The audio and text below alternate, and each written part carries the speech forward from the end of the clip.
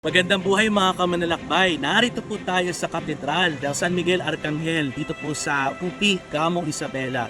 Ito po ang pumalit po sa lumang katedral po ng San Fernando sa Ilagan at ito po ngayon ang current seat ng obispo po ng Ilagan po dito sa Isabela.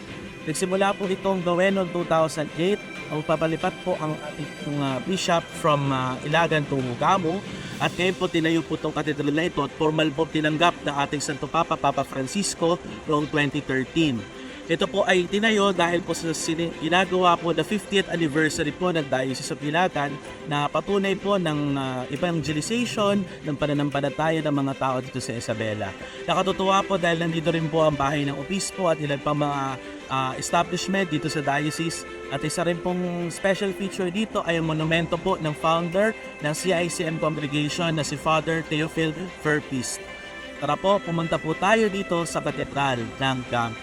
Manalangin tayo, O San Miguel Arcangel, iligtas po kami sa panganib, maging aming sandigan laban sa kasamaan at pagnilinlang ng demonyo. Puksain nawa siya ng Diyos, aming panalangin, at ikaw naman, O Prinsipe ng Hukbo ng Kalangitan, sa kapangyarihan ng Diyos, itapon mo sa impyerno si Satanas at sa lahat ng masasamang espiritu ng maaligid sa mundo na nagtatangkang ipahamak ang aming kaluluwa. Amen.